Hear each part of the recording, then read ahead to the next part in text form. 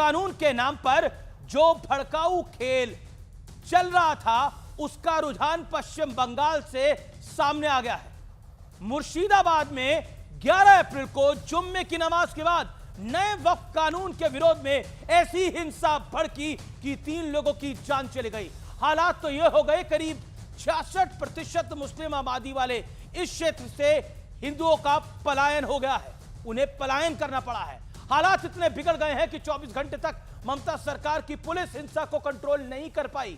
इसके बाद हालात संभालने के लिए केंद्रीय सुरक्षा बल को मैदान में उतारना पड़ा, लेकिन ये हालात यूं ही नहीं बिगड़े हैं।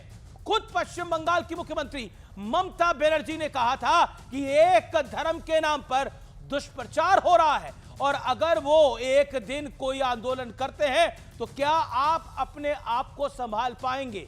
लेकिन ये इकलौता बयान नहीं है। झारखंड के मंत्री हफीजुल अंसारी कह रहे हैं कि हमारे लिए शरिया पहले है और संविधान बाद में। झारखंड के एक और मंत्री इरफान अंसारी ने कहा था, आपको याद होगा, आने वाले दिन विस्फोटकारी होंगे और नया वक्फ कानून झारखंड में तो लागू नहीं होगा। सवाल है कि क्या सियासी प्लानिंग के तहत नए वक्फ कानून के खिलाफ उकसाने और भड़काने का खेल चल रहा है। आज इसी सवाल पर देश की सबसे बड़ी पॉलिटिकल बहस आर पार में, जो कि जोरदार होगी।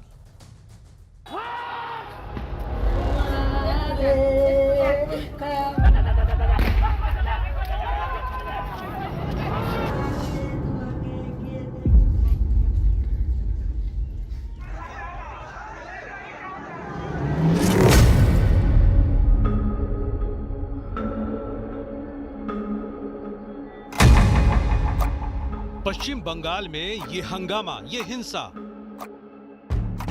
ये आगजनी उस वक्फ कानून के खिलाफ हुई जो पूरी संवैधानिक प्रक्रिया के बाद संसद से पास हुआ और राष्ट्रपति के दस्तखत के बाद देश में लागू हुआ।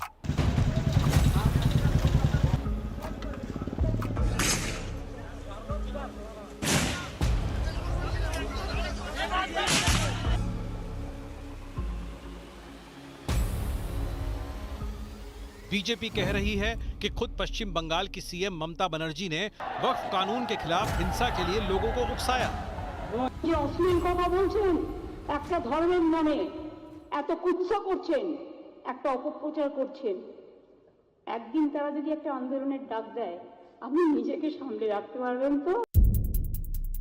आरोप है कि पश्चिम बंगाल के मुर्शिदाबाद में हिंदू परिवारों को टारगेट करके हमला हुआ, जिसमें 3 लोगों की मौत हो गई। ये कह दें ममता बनर्जी, क्या बंगाल का हिंदू बंगाल छोड़ दे उनके रहते?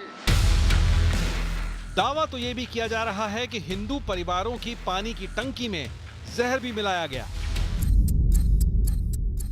मुर्शिदाबाद हिंसा पर कोलकाता हाई कोर्ट ने जो टिप्पणी की है वो बेहद गंभीर है। हाई कोर्ट ने कहा है कि मुर्शिदाबाद में पैरामिलिट्री फोर्स की तैनाती हो, जो कुछ हो रहा है उस पर हम आंख नहीं बंद कर सकते। राज्य सरकार लोगों के जीवन और संपत्ति की रक्षा करने में विफल रही है। राज्य सरकार आंतरिक गड़बड़ी रोकने में भी नाकाम रही है। अनुच्छेद 355 लागू करना केंद्र सरकार पर निर्भर करता है। इस बीच पीएम मोदी ने वक्फ कानून पर बड़ा बयान दिया है। इस जमीन, इस प्रॉपर्टी से गरीब का, बेसहारा महिलाओं बच्चों का भला होना चाहिए था और आज ईमानदारी से उसका उपयोग हुआ होता तो मेरे मुसलमान नौजवानों को साइकिल के पंक्चर बना करके जिंदगी नहीं गुजारनी पड़ती। लेकिन दूसरी तरफ उकसाने और भ्रम फैलाने की सियासत जारी है। मस्जिद नहीं होगी तो नमाज ना पढ़ो, कब्रिस्तान नहीं होगा तो दफनाए कहां जाओगे? एक अफवाह और फैला रहे, प्रोस्पेक्टिव इफेक्ट से आ रहा है।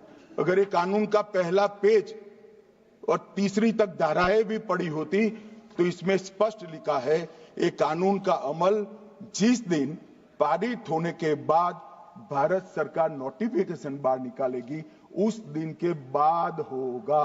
तो आने वाला दिन बहुत विस्फोटकारी होगा। वक्त बोर्ड झारखंड में लागू नहीं। शरीयत मेरे लिए बड़ा, ठीक है, तो हम पहले शरीयत को पकड़ेंगे, इसके बाद संविधान को। तो आज इसी पर होगी देश की सबसे बड़ी बहस, गदर वक्फ के नाम पर।